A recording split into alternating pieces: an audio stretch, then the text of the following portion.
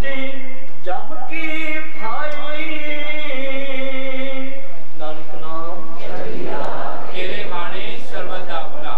एक घड़ी साध संग हर पल निभसी नार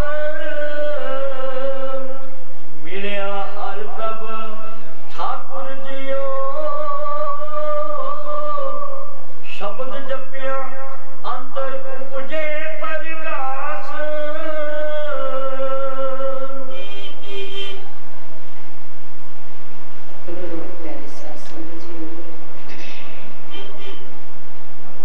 नानक नाम चढ़ेगा तेरे गाने सर्वदा भला। ये सुंदर लोहा यशवंती मीरा का धाम पहला में से लिया गया है,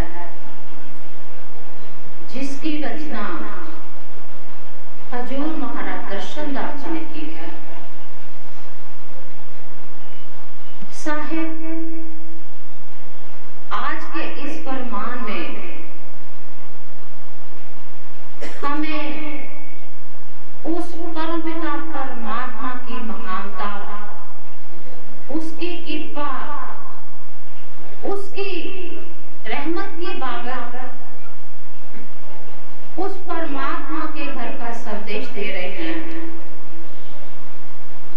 साहब ने क्या फरमान किया है? एक घड़ी साथ संग हर पल निभसीना। ऐ जीव, ऐ प्राणी, अगर तू साधु संत महात्मा के साथ उनकी शरण में एक पल भी बिता देता है, ये जो तेरा एक पल है तेरे जन्म जन्म सवार देता है। भाव जन्मों के बंधनों से छुटकारा मिल जाता है, तुझे मुक्ति हासिल हो जाती है और फिर तेरा ये जो जन्म है ये सफल सिद्ध हो जाता है।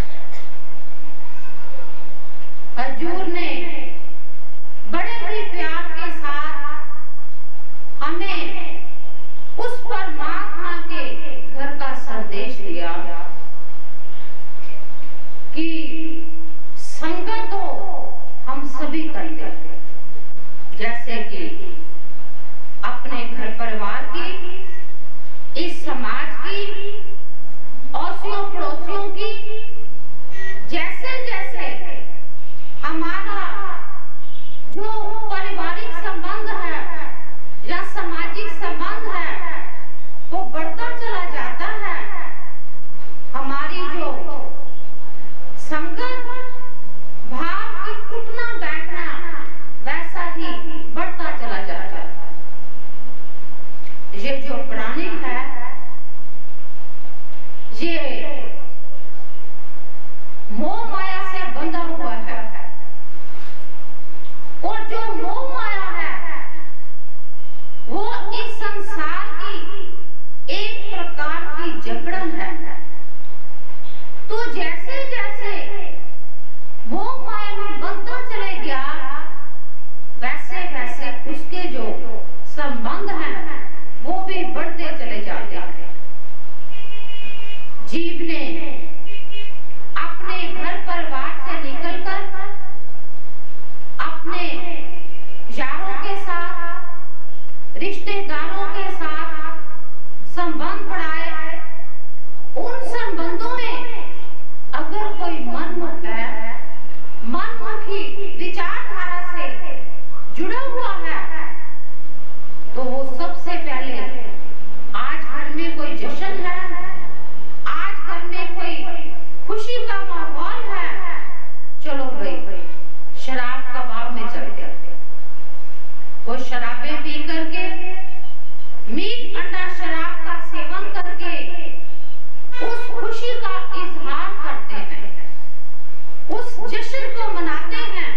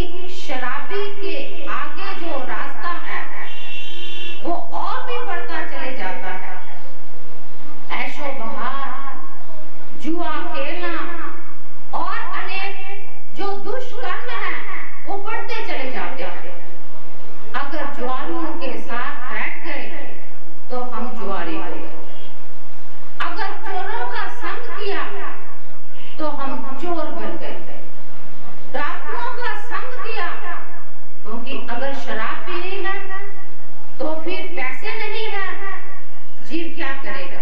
चोरी करेगा, ठगी मारेगा, जुआ खेलेगा, क्योंकि उसको अपना जो जीभ का स्वाद है वो उसे पूरा करना है। आज करते करते शराबी भी हो गए, जुआरी भी बन गए, चोर भी बन गए और ठग भी बन गए। सो कहने से अभिप्राय क्या हुआ कि हमें संगत ही ऐसी मिली, जिस संगत का दुष्परिणाम क्या हुआ, हमारे को उसकी वो रंगत मिली। बुरी रंगत में हम अपने आप को ऐसे रंग बैठे और उसके आगे आगे चढ़ते चढ़ते इस रास्ते की सीढ़ियां, हमारा जो जीवन है वो बर्बाद हो गया। जब इस प्राणी का जो जीवन है वो बर्बाद हो जाता है, आत्मा तो रोती है, आत्मा तो रुदन करती है, आत्मा तो दुखी होती है। क्यों? क्योंकि आत्मा को अपने आप में ये पता है, क्या पता है कि किन कारण तू जग में आया, मन में सोच विचार मेरी मेरी करता रहा तू, प्रभु को दिया विश्राम। आज आत्मा क्या एहसास कर रही है? उसको दुख, उसको मुसीबतें जो झेलनी पड़ रही हैं, और उससे भी आगे वो अपना आप खो बैठे, मन के अधीन हो गई। और जो मन है वो शराबों कबाबों की लज्जतों को अधिक पसंद करता है। इस दुनियादारी के जो झमेले हैं उनको ज्यादा अच्छा समझता है, और उससे भी बढ़कर आज आत्मा अंधेरे के कुएं में, अंधेरों की गिरफ्त में जाकर के फंस गई। और वो जो अंधेरे हैं वो क्या है? मन के अधीन होकर के आत्मा दुखी तो हो रही है, परेशान भी हो रही है, लेकिन दुखी मन से, परेशान मन से उस परमात्मा को भी पुकारती कि हे प्रभु, हे गरीब नवाज, हे सच्चे बादशाह, मैं दुखी, मैं असहाय, मेरे ऊपर कृपा कर। जैसे कोई भी दुखी जीव जब घर में दुख आता है, या परिवार में दुख आता है, या शारीरिक दुख आता है, उस वक्त उस भगवान को ही याद किया जाता है कि हे प्रभु, मेरा ये जो दुख है इसका निवारण करो, चाहे कैसे भी करो, आपको ही करना है। डॉक्टरों के पास जाकर के देख लिया, वैद्यों के पास जाकर के देख लिया, और अपने जो घर के दवाई दारू हैं वो भी करके देख लिए, लेकिन मेरा जो दुख है वो काटा नहीं गया। अब आपके बगैर मेरा जो दुख है वो कौन काटा? तो कहते हैं कि उस वक्त जो भगवान है वो हमारी इस आत्मा की पुकार को सुनता है। सब सृष्टि से में दिन रात जियो, दे कान सुने अरदास गुरबाणी, कि जब हम सच्चे हृदय से, सच्चे मन से, अंतःकरण से भगवान को याद करते हैं, और वो भगवान हमारी आत्मा की पुकार को, इस दुहाई को सुनता है। तो फिर भगवान ने जब हमारी आत्मा की पुकार को सुना, उसके बाद उसने क्या किया? उसके पास उसका भी तरीका है, उसका भी निवारण है। वो निवारण क्या है? वो निवारण संत महात्मा के रूप में इस धरती के ऊपर परमात्मा अवतरित है।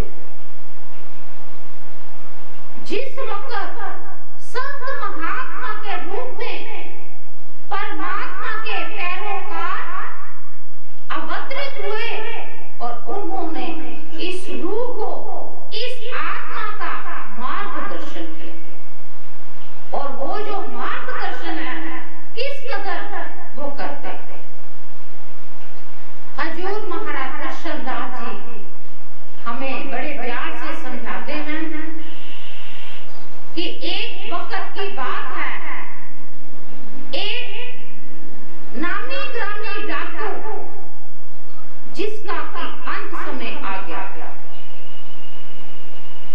जब अंत समय आता है, चाहे कोई चोर है या ठग है या कोई उसका भगत है या प्यारा है, भगवान कुछ देर पहले, चाहे दिन हो, चाहे महीने हो, चाहे कुछ पल हो, भगवान उसे जरूर बताता है कि भाई तैयार हो जा, अब मैं तेरे को लेने के लिए आ रहा हूं। और जब उस डाकू को एहसास हुआ कि मेरा जो अंत वक्त है वो आ रहा है, उसने अपने बेटे को पास बुलाया, कहने लगा, बेटा देख, मेरा तो जो अंत वक्त है वो बहुत ही नजदीक आ रहा है। जो मौत है वो अपने जो पग है, कदम है, बहुत बड़े बड़े करके मेरे नजदीक आ रही है। और मैं जाते जाते तुझको कुछ बताना चाहता हूँ। पिताजी वो क्या? कहने लगा, देख, मैंने डाके मारे, तू भी तो पिता का ही काम करेगा, पिता का ही अनुसरण करेगा। बेटा, ना कोई तेरी दुकान, ना कोई कारखाना, ना कोई और कारोबार, जो मैंने किया तू भी वही करेगा। क्योंकि बच्चे भी जब पिता का जो भी व्यवसाय होता है, बचपन में थोड़ा बहुत अनुभव उनको भी हो जाता है, थोड़े बहुत तौर तरीके उन्हें भी आ जाते हैं। तो इसी तरह से पिता अब जाने वाला है, अपने बच्चे से ये सब कह रहा है और बता रहा है। बोला, देख बेटा, एक बात याद रखना, डाका मारे या चोरी करे, अगर तू पकड़ा जाए तो उस बात को कबूल नहीं करना, सच नहीं बोलना कि मैंने ही चोरी की है। दूसरे कहते कि किसी भी संत महात्मा के द्वार पर नहीं जाना, जहाँ पर कोई कथा हो, कीर्तन हो, संत महात्मा की संगत हो, वहां पर भूल कर भी नहीं जाना। उसने अपने बच्चे से ये दो बातें कही और प्राण फेरू हो गए। बच्चा 10-15 दिन रोया, चिल्लाया, आखिरकार उसने अपना जीवन बसर करना है, उसने वही धंधा करना शुरू कर दिया, चोरी करनी। चोरी करते करते आज बड़े बड़े डाके मारने शुरू हो गया। तो आज उसने डाका कहाँ मारा? बादशाह के महलों में। जब बादशाह के महलों में डाका मारा गया, सुबह चर्चा हुई तो बादशाह ने ये ऐलान करवा दिया अपने सिपाहियों से, अहलकारों से, कि जिसने भी बादशाह के महलों में डाका मारा है वो आकर के बता दे, नहीं तो मृत्यु दंड मिलेगा। जो मृत्यु दंड है, बड़े बड़े सुनकर कांप जाते हैं। और बादशाह के सिपाहियों को तलाश करते करते वो जो बच्चा है, जो नया नया डाकू बनाया, वो पकड़ में आ गया। जब पकड़ में आ गया, वो आगे आगे भाग रहा है अपनी जान बचाने के लिए, तो पीछे पीछे पुलिस भाग रही है उसको पकड़ने के लिए, क्योंकि बादशाह का हुक्म है कि जिसने भी चोरी की है उसको पकड़ के लेकर आओ।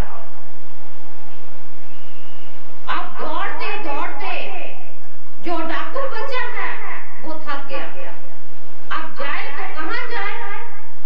कई बार ऐसा होता है कि भागते भागते एक ही रास्ता, दूसरी कोई सड़क, कोई गली नजर नहीं आती, तो जीव मजबूर हो जाता है, जहां पर जाना नहीं चाहता, अपनी जान बचाने के कारण उसको उधर जाना ही पड़ता है। भागता चले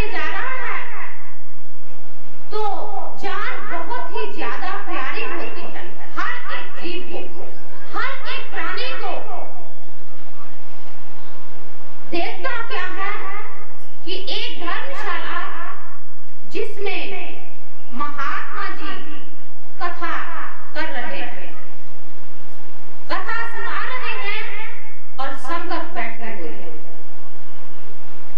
उसने सोचा कि जान तो जरूर बचानी है, अगर मेरी जान बच जाए तो इससे बढ़कर और मेरे को क्या चाहिए। साथ में पिता के वचन भी हैं कि जहां पर कथा कीर्तन हो, संत महात्मा हो, वहां पर बेटा नहीं जाता। अब पिता के वचन भी याद आ रहे हैं और जान भी, उसको जो खतरा है वो भी नजर आ रहा है, लेकिन पिता के वचनों से आज जो जान है वो ज्यादा प्यारी लग रही है।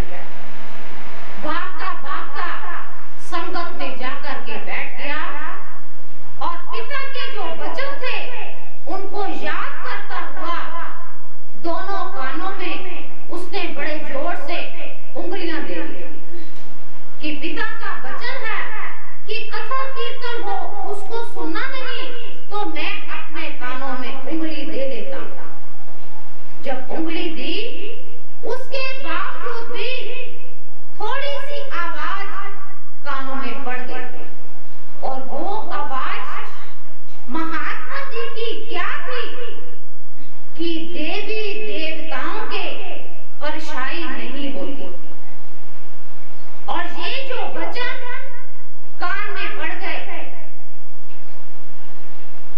और उसने पीछे जब मुड़कर देखा कि पुलिस देखते देखते आगे निकल चुकी, तो बाहर निकला, कहने लगा कि अब तो जान बच गई, पुलिस आगे निकल गई, अब मैं चलता हूं। फिर भागता जा रहा है, फिर दौड़ता जा रहा है। आखिरकार पुलिस ने उस डाकू बच्चे को पकड़ लिया। जब पकड़ लिया तो मुमकिन है कि बादशाह के दरबार में उसको हाजिर करना ही था। जब बादशाह के सामने हाजिर किया गया, उसको पूछते हैं, राजा के सिपाही, बेटा तूने चोरी की? कहता नहीं। बेटा तूने चोरी की? कहता जी नहीं करी। लेकिन उनको पता है कि चोरी की है तो किसी ने की और कोई उनको नजर नहीं आया। जब उसको मारा भी, पीटा भी, उसको सजा भी दी, भूखा प्यासा भी रखा गया, लेकिन एक ही बात कि मैंने चोरी नहीं की। अब राजा भी परेशान और राजा के जो अहलकार हैं, सिपाही हैं, वो भी परेशान कि राजा का आदेश है, मुझको चोर चाहिए और ये मानता नहीं है और इस शहर में किसी ने चोरी की नहीं। इतने में जब सभी परेशान हो गए, एक औरत जिसको पंजाबी में खुफिया कोटन बोलते हैं, CID समझो, खुफिया समझ लो, वो बादशाह के सामने आई। कहने लगी, बादशाह सलामत, मेरे को 1-2 दिन का टाइम दो, आपकी ये जो परेशानी है इसको मैं हल कर दूंगी। बादशाह ने सिर हिला दिया, अपने वजीरों को बोल दिया कि इस औरत को 2-3 दिन का टाइम दे दो और इस बच्चे को छोड़ दो, थोड़ा सा रिहा कर दो। जब बच्चे को रिहाई मिली तो अपने घर चले गया। वो औरत भी जानती है कि जितने भी चोर या डाकू होते हैं, ये सभी देवी देवताओं की पूजा करते हैं, ये सुल्तान को बहुत मानते हैं। जब निकलते हैं चोरी करने के लिए, डाका मारने के लिए, तो पहले ये देवी की शक्ति की पूजा करते हैं, उससे वरदान मांगते हैं, उससे आशीष लेते हैं, हमारे साथ रहना, हमारे को सहाय होना। इनका जो विश्वास होता है ये देवी देवताओं में बहुत ज्यादा होता है। और फिर जिसकी आप पूजा करते हो, जिसकी आराधना करते हो, जिसको आप मानते हो, उसके सामने कभी भी झूठ नहीं बोला जाता। अगर बोलते हो तो फिर आपको पाप लगता है। वो ऐसा पाप कि जिसको भगवान भी कभी माफ नहीं करता। जैसे हजूर महाराज दर्शनदास जी अपने वचनों में उन्होंने लिखा है कि गुरु के साथ किया हुआ विश्वासघात भगवान भी उसको माफ नहीं करता। सो इसी तरह से जिसकी आप पूजा करते, जिसकी आराधना करते, उसके सामने या उसके साथ कभी भी झूठ या कपट या विश्वासघात नहीं होता। इस विश्वास के साथ उस औरत ने देवी का रूप धारण किया, शेर की सवारी की, वैष्णो मां अम्बे मां का रूप धारण करके शेर की सवारी करके उस बच्चे के सामने जाकर के खड़ी कहने लगी कि देख बच्चा, मैं तेरी मां हूं, तू मेरी आराधना रोज करता है, तो बेटा आज सच सच बोल दे, मैं तेरी जान बचा लूंगी, तेरे को कोई कष्ट आने नहीं दूंगी, यहाँ तक कि एक तिनका भी तेरे को चुभने वाला नहीं है। बेटा मैं तेरे, अगर कोई तूने पाप भी किया है तो मैं तेरे ऊपर पर्दा डालूंगा।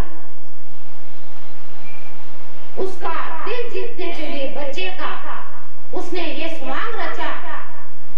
तो जो बच्चा है बड़े ही गौर के साथ और बड़े ही ध्यान के साथ उस स्वांग देवी के दर्शन कर रहा है, उसको निहार रहा है। जैसे उसने अच्छी तरह से निहारा कि ये देवी मां, वैष्णो मां शेर की सवारी किए हुए और मेरे से पूछ रही है, सच सच बता बेटा, तूने चोरी की या नहीं की? तो बच्चे का जो ध्यान था वो कहां चले गया? महात्मा के वचनों के ऊपर, कि महात्मा ने जो वचन दिए कि देवी देवताओं का परछाया जो है वो नहीं होता, उनकी परछाई नहीं होती। जो असल में देवी देवता होते हैं उनकी परछाई नहीं होती। जब डाकू बच्चे ने देखा इसकी तो परछाई है, एकदम से उसके अंतर आत्मा की जो आवाज निकली, कहने लगा ये तो स्वांग है, इसकी परछाई है। अंदर ताकत आ गई, एकदम से कहने लगा बड़े निश्चय के साथ, देख मां मैं तेरे को नमन करता हूं, मैं तेरे मत्था टेकता हूं, लेकिन मैंने चोरी नहीं की।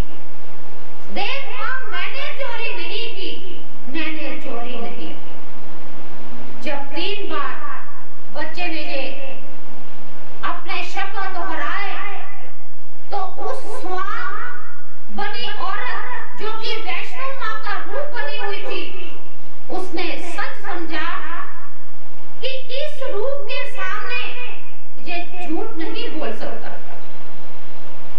ये सच बोल रहा है, अपने हृदय से सच बोल रहा है।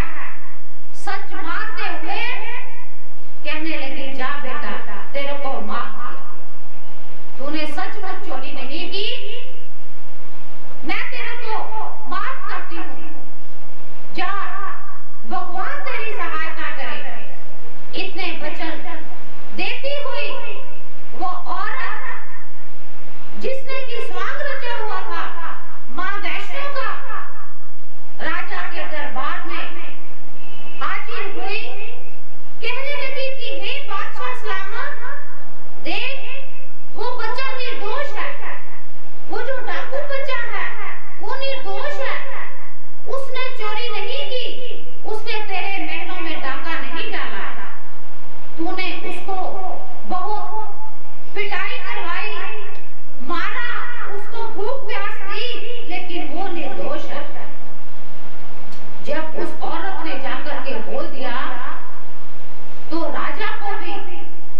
बहुत ही ज्यादा गिल्टी कॉन्शियस हुआ। उसने बहुत ही ज्यादा सोचा कि वाकई ही मुझसे गलती हो गई। एक निर्दोष बच्चे को मैंने इस तरह से सजा दी, उसको भूख प्यास बर्दाश्त करनी पड़ी मेरे कारण, क्योंकि मैं बादशाह और बादशाह का हुक्म सदैव उसकी प्रजा क्या उसके अहलकार मंत्रीगण मानते हैं। अंतःकरण से राजा को बहुत ज्यादा पछतावा हुआ। उसने उस बच्चे को बुलाया, उसको बहुत प्यार किया और फिर सिर्फ प्यार ही नहीं किया, उसको हीरे जवाहरात भी दिए, भेंट भी दी कि ले बेटा ये तेरे जीवन में काम आएंगे। बच्चे ने बादशाह को नमस्कार किया और हीरे जवाहरात वहीं पर छोड़ता हुआ कहने लगा कि बादशाह सलामत, ये हीरे जवाहरात मुझे नहीं चाहिए, मुझे तो सिर्फ आपका प्यार चाहिए, आपका आशीर्वाद चाहिए, आप बड़ों की मुझके ऊपर रहमत चाहिए। उसको नमस्कार करता हुआ अब जो बच्चा है वो कहां गया? सीधे उस महात्मा के पास जिनकी उसने एक घड़ी के लिए संगत की। आज जो अंतःकरण है, हृदय के जो कोट का पाठ है वो खुल गए। क्या सोचता है? कहने लगा कि यार मैं चोर, मैं डाकू बच्चा, तो पिता कहकर गए थे कि संत महात्मा के जाना नहीं, उनके दर्शन दीदार भी नहीं करने,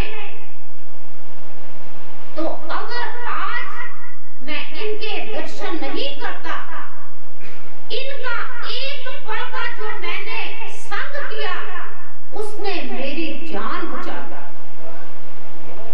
जो बादशाह उसकी सजा से मुक्त कर दिया, फांसी के तख्ते पर भी लटक सकता था और सलाखों में भी फंस सकता था, कि जेल खाने में भी राजा डाल सकता था। तो यार तूने मेरे को इतनी रहमत बख्शिश करी, इतनी मुझ पर तूने कृपा करी, तो क्यों ना होए मैं अपना सारा जीवन उस महात्मा की शरण में बिताता। एक घड़ी की संगत करने से मैं बादशाह के हाथों से निकल गया, तो अगर सारा जीवन मैं संतों का संग करूं तो क्या इस 84 के जेल खाने से नहीं निकल सकता? ये दुनिया त्रास कर रही है, लोग रो रहे हैं, चिल्ला रहे हैं, आत्माएं तड़प रही हैं नरकों की अग्नि में, नरकों के ये कुंड में। तो क्या ही अच्छा हो सारा जीवन तेरे लेखे लगा, सारा जीवन तेरी शरण में आ जाऊं, तेरे घर पर आकर के मैं तेरा नाम जपूं, सेवा करूं, सिमरन करूं और अपना जो जीवन है उसे सफल करूं। सो कहने से अभिप्राय हजूर महाराज दर्शनदास जी ने बड़े ही अच्छी तरह से इस कथा से हमारी इस आत्मा को एक प्रकार से रोशनी दी है, आत्मा का मार्गदर्शन किया है कि एक घड़ी साथ संग हर पल निभ सीखा,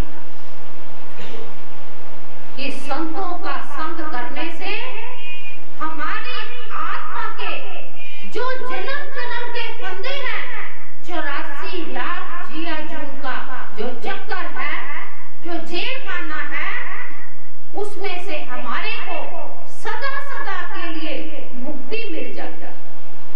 ये जो आत्मा है इसको आजादी मिल जाती है, तो जब आत्मा को आजादी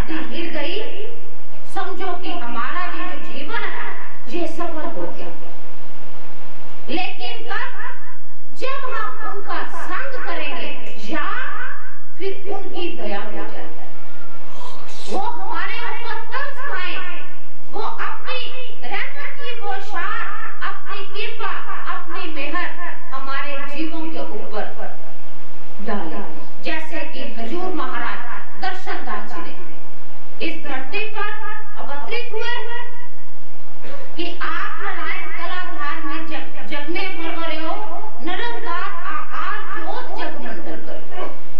जब भी परमात्मा अपनी आत्माओं का मार्गदर्शन करना चाहता है, उनको राह दिखाना चाहता है और परमात्मा से जोड़ना चाहता है, क्योंकि उसका एक ही कर्म धर्म है कि हम करने आए लोग भलाई, दुख हर सतगुरु नाम दिया।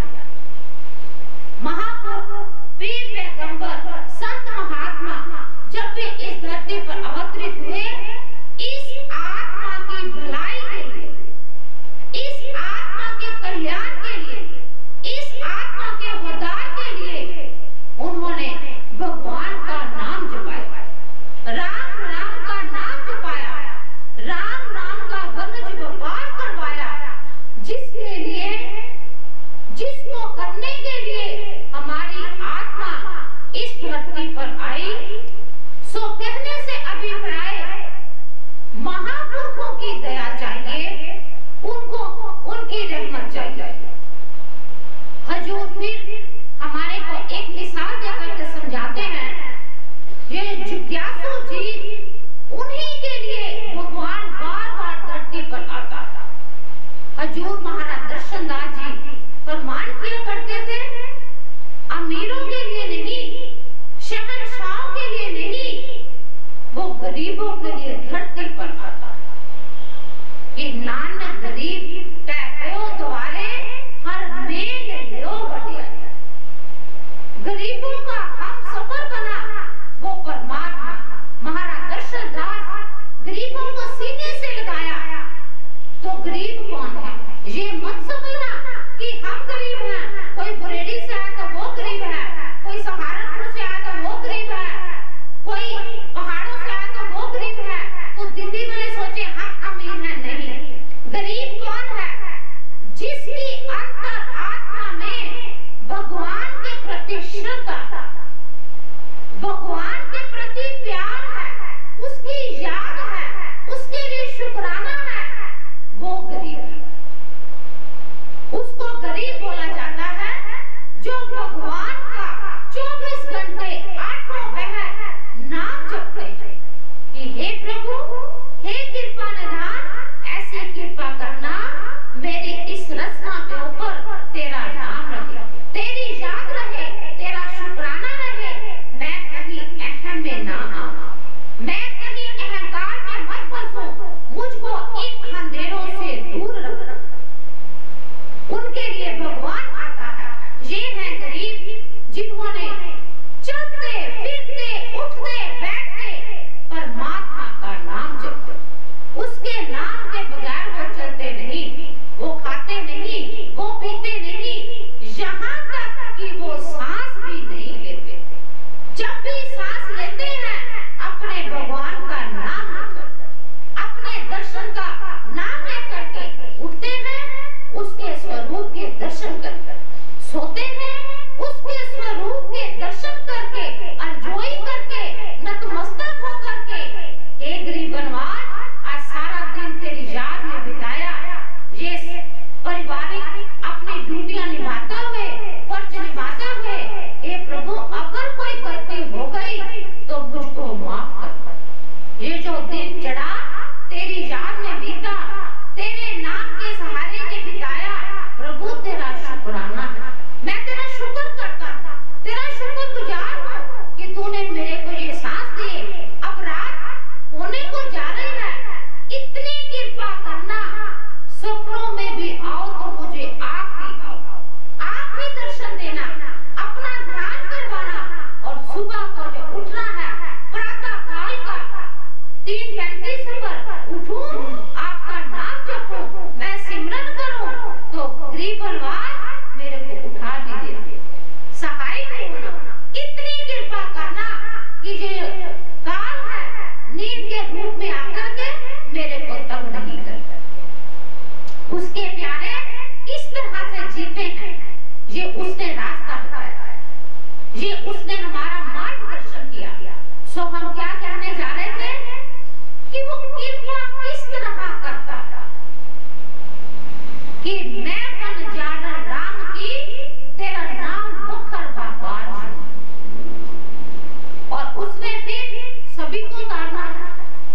पहले बोला ना कि गरीबों के लिए वो धरती पर आया, जो मजलूम है, जो बेसहारा है, क्योंकि हजूर महाराज दर्शनदास जी ने अपनी रचना में कलमबद्ध किया, अपने लेखों में, सत्संगों में, तानहान और संत महात्मा उन्होंने शफाखाने अते उन्होंने दवाखाने जिन्होंने भी चोर बदमाश अते क्राइम करने वाले नु सुधार के लोक भलाई के रस्ते ते ला दिता जाता है। ये पंजाबी वर्षन है हजूर महाराज दर्शनदास जी के सत्संगों का कि वो संत महात्मा धन है उनको के ये संत दरबार जिनमें कोई भी हो, चोर हो, बदमाश हो,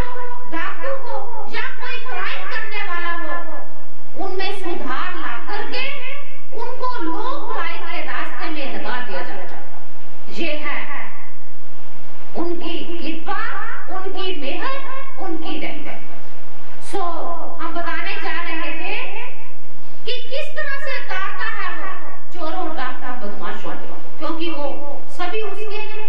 वो जो कहता है कि सारी कायनात मेरी है, ये सारे बच्चे मेरे हैं, ये सारी अंश मेरी है, तो हम भी कहते हैं हम सभी परमात्मा के अंश हैं।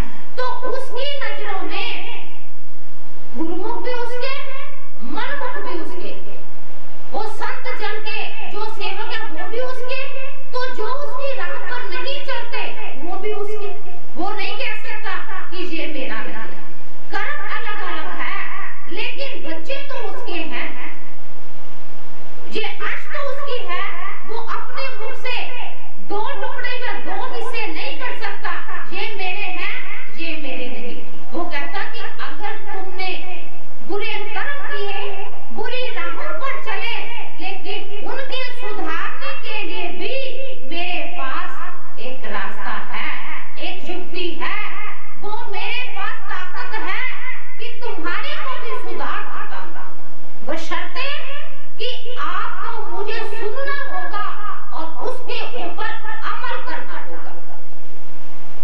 वो जो रास्ता हजूर फिर समझाते हैं कि आजा मैं डाकू, जब डाकू ही बोल दिया तो फिर वो कर्म में तो वैसे ही करता होगा।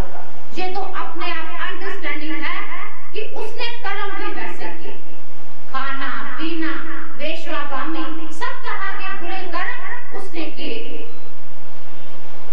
तो एक दिन एक महात्मा उधर से गुजर रहे थे, तो उसके यहाँ उन्होंने ठहरने का विचार किया।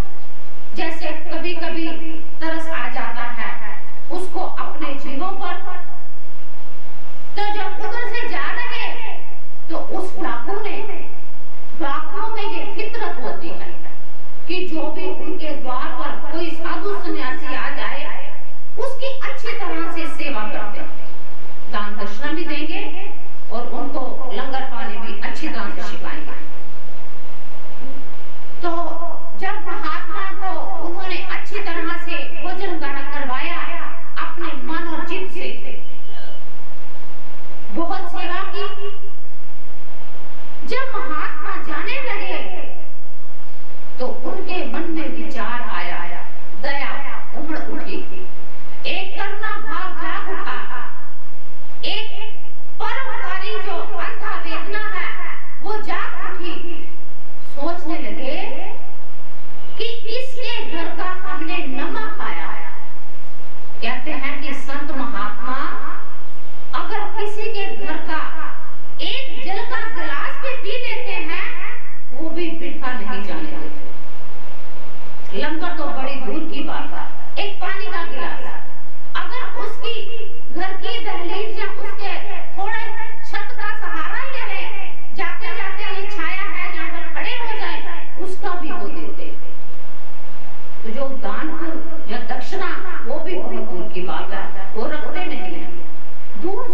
नहीं, पुश्तों दर पुश्तें वो बरकत डालकर जाते हैं। सो बात चली कि उनके मन में, अंतर आत्मा में एक वेदना सी जागी, दया की। सोचते हैं कि इसके औलाद नहीं है, इसको औलाद की बख्शिश करते हैं। जाते जाते कहने ले बेटा प्रसाद, आते ही साल तेरे को लड़का होगा, लेकिन उसका नाम नारायण रखना। अब डाकू बड़ा खुश हुआ, बड़ा ही प्रसन्न हुआ कि पूरा जीवन बीत गया, औलाद नहीं, लेकिन इस महात्मा ने मेरे को वर वचन दे दिया, आशीर्वाद दे दिया कि तेरे घर औलाद होगी, तो उसका नाम नारायण रखना। कहने लगा जी सत वचन, नमस्कार किया, अंतर आत्मा में उसके भी खुशी जागी। अब वक्त बीतता जा रहा है, उसने अपना काम नहीं छोड़ा, वो डाकू से सन्यासी नहीं हुआ, कोई फकीर नहीं हुआ, वो अपना काम कर रहा है क्योंकि उसको परिवार चलाना है। उसके जब लड़का हुआ, महात्मा के कहने के अनुसार उसका नाम नारायण रख दिया।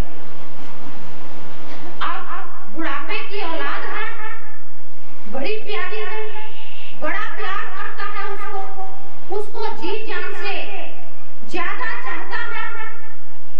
लड़का थोड़ा थोड़ा बड़ा होता चला जा रहा है और 24 घंटे आठों वह नारायण नारायण, मेरा नारायण, मेरा नारायण, मेरा नारायण। समझो कि उसका जाप भी चलता है, उठता है तो अपना नारायण, आ बेटा नारायण मेरे पास बैठ, नारायण ये खा ले, नारायण ये पी ले, नारायण आग गले लग जा, नारायण नारायण करता। लड़का कुछ और बड़ा हुआ तो उसका अंत वक्त आ गया। जब अंत वक्त आया, एक ही बच्चा हो तो अभी जवान भी नहीं हुआ, उसको पता है कि मैं अब जा रहा हूँ, तो उसको लगातार आवाजें मार रहा है, मेरा नारायण आ नारायण, मेरा नारायण आ नारायण। अपने बेटे को अपनी तरफ से अपने बेटे को आवाज मारता है और ऊपर परमात्मा के घर में हलचल मच गई कि नारायण को इतनी आवाजें मार रहा है कोई, उसका भगत, उसका प्यारा, क्योंकि रब का नाम है नारायण। एक तरफ से धर्मराज जमदूतों को भेज रहा है, जाओ भाई उसका वक्त हो गया, उसको लेकर आओ। तो दूसरी तरफ जब नारायण ही नारायण, आ नारायण, आ नारायण, आ नारायण, तो नारायण इतना मजबूर हो गया कि जमदूतों से पहले उसको आना पड़ा। इतनी उसकी आवाज हृदय की, अंतःकरण की, तो भगवान नारायण आए और उसको अपने साथ ले गए। चल भाई भगत, तूने तो हमारे को जीने ही नहीं दिया, तूने तो हमारे को सांस नहीं लेने दी, हमारे को मजबूरन आप आना पड़ा। हमने अपने दूत नहीं भेजे, हमारे को आप आना पड़ा, क्योंकि तेरी आवाज में इतनी कशिश थी, तेरी आवाज में, तेरी पुकार में इतना दम था कि हमारे को आना ही पड़ा। भगवान लेकर आए नारायण और उसको बिठाया, चल परम धाम। तो जब आए तो नारायण जी तो जा चुके हैं। अजमल जी जब उन्होंने जाकर के धर्मराज के सामने सिर लटका के खड़े हो गए, क्यों भाई क्या बात है? कहने लगे स्वामी, क्योंकि जमदूतों के तो वही स्वामी है धर्मराज। कहते स्वामी खाली हाथ लौटना पड़ा, क्यों गई? कहते नारायण खुद आए थे, उसको ले गए हमारे से पहले। सो कहने से अभिप्राय, जिसने भी उसका नाम जपा तो भगवान उसको सफाई दी। और ये है रास्ता उसका रास्ता देखो, उसके तरीके देखो कि किस तरह से अपने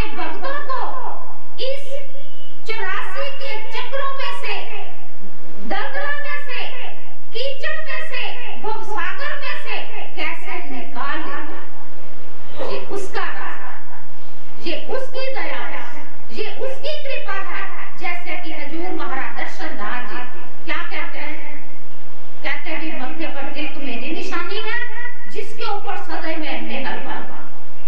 तो मत्थे पर तिलक, जब उसने मत्थे पर तिलक लगा लिया, वो कहते मेरी निशानी है, तो जमदूत हाथ डालेंगे, भले ही जिसने नाम नहीं भी लिया, अगर वो भी लगाएगा, जमदूत कहेंगे ये तो दर्शन दास की अमानत है, वो हमारे को फटकने नहीं देगा, वो तो लगने भी नहीं देगा। भागो भागो जहां से। जहां पर कीर्तन है, कथा है, संत महात्मा है, साध संगत है, जमदूत प्रवेश नहीं कर सकते, क्योंकि उनको इजाजत नहीं है। तो दूसरे वो कहते हैं कि नानक नाम चढ़ती कला तेरे बाने सर्वदा। अरे भाई, अगर तुमने नाम नहीं लिया, वो नाम लेवा नहीं भी है, तो इसका जाप ये उसने अलॉट कर दिया। जिसने 5 बार भी बोल लिया, समझो कि उसके आगे के दरवाजे खुल गए, कोई दरवाजा बंद नहीं करने वाला, ना कोई कर सकता है। और जो नाम लेवा है, उनका क्या हाल है, सोने पर सुहागा। रब को पुकारते हैं, रब को याद करते हैं, कहते ले भाई ये देने तेरे को मैंने नाम की बख्शिश कर दी। जब तो जितनी बार मर्जी अपने रब के, अपने गुरु के, अपने मुर्शद के दर्शन कर। कौन कहता है कि धरती पर हुजूर महाराज दर्शन दास जी नहीं है? कौन कहता है? वो तो जर्रे जर्रे में समाया हुआ है, वो तो कण कण में समाया हुआ है। लेकिन तुम्हारी पुकार में दम चाहिए, तुम्हारी याद में दम चाहिए, और वो दम कौन सा है? वो सिमरन है, वो तुम्हारी भक्ति है, वो तुम्हारी याद है। बैठ कर सिमरन करो तो सही, आज से ही प्रण कर लो कि हमने 2.5 घंटे रोज बैठ कर सिमरन करना। रात तुम्हारी है, रात तुम्हारी है, वो तुम्हारे ना घर परिवार वालों की, ना बच्चों की, किसी की नहीं। रात तुम्हारी है, इस रात के ऊपर तुम्हारा। कहते हैं कि रेमन ऐसो कर सन्यासा, कि ऐसा सन्यास कर, जंगल में जाने की जरूरत नहीं है। इस रात को जंगल बनाओ, इस रात को जंगल मानो। तो जैसे जंगल में अकेले बैठे सुनसान, कोई तुम्हारे को तंगी परेशानी नहीं दे सकता, ना आवाज मार सकता, ना डिस्टर्ब कर सकता, तो क्यों नहीं रात को जंगल बनाते, क्यों नहीं रात को जंगल समझते? तो जितना मर्जी उसका सिमरन करो, जितनी मर्जी भक्ति करो, दिन भर काम करो, अपनी ड्यूटियां करो, अपने फर्ज निभाओ, इस परिवार के प्रति रोशनी हो जाएगी। तो अंधेरों में टकरे मारने की कोई जरूरत नहीं। ये सब किसका प्रभाव है? ये है साहिब की सेवक रहे शरणाई, आपे बख्शे देवड़ी। कि हजूर महाराज दर्शन दास जी ने फरमान किया, एक घड़ी साध संग हर पर लिपसिना। सो हजूर ने हमारे को कंक्लूजन निकाल दिया, वो निचोड़ निकाल के दे दिया। ऐसा संग कर, ऐसी संगत करो जिसका संग करने से तुम्हारी अंतर आत्मा का ये जो दिया है ये जल जाएगा। अंग से लगा लेने को गुरु अंगद बना। कब? जब उन्होंने श्री गुरु नानक देव जी महाराज का संग किया, अपना आप समर्पण किया, तू मेरा और मैं तेरा, अपना आप गवा दिया। सब कुछ है, घर परिवार बच्चे सब कुछ है, लेकिन अंतरात्मा से कि तेरे सिवा मेरा कोई नहीं है, ये मेरे फर्ज है, ये मेरी ड्यूटियां हैं, लेकिन तू मेरा और मैं तेरा। कि साहब की सेवक रहे शरणाई, आपे बख्शे देवड़ी। कि जो उसकी शरण में चले गया, जिन्होंने उसकी शरण अपने अंतःकरण से अपना ली, तो फिर वो क्या करता है? उनकी जो गलतियां हैं, भूल चूक है, वो बख्श देता है, माफ कर देता है। आपे बख्शे देवड़ी। फिर उसने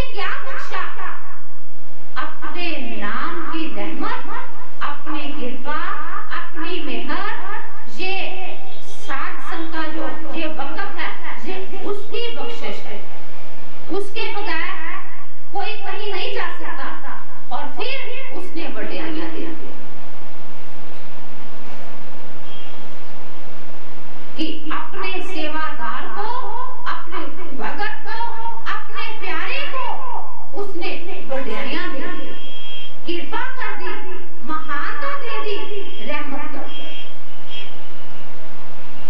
सो हजूर महाराज दर्शनदास जी आज के इस मुखवाक में अपने इस रब्बी फरमान में हमें यही समझा रहे हैं कि हे जी, हे प्राणी, वहां जाओ जहां जाने से तुम्हारे को भगवान के घर की रहमत मिले, उसके साथ तुम्हारा प्रेम बढ़े, उसके साथ तुम्हारी प्रीत बने, उसके साथ तुम्हारी प्रीत बढ़ने से विश्वास बढ़ता है, श्रद्धा बढ़ती है।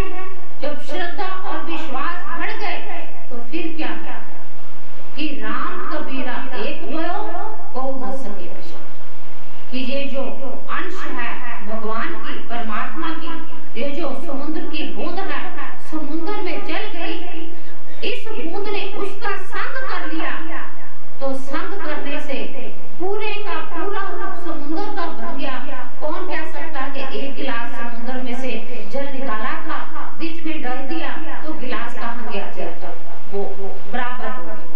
सो हजूर यही समझा रहे हैं कि वो रास्ता है उसके सिमरन का, उसके ध्यान का, उसके संग का, कि सदा ही हमारे को ऐसा संग करना चाहिए जिसका संग करने से हमारे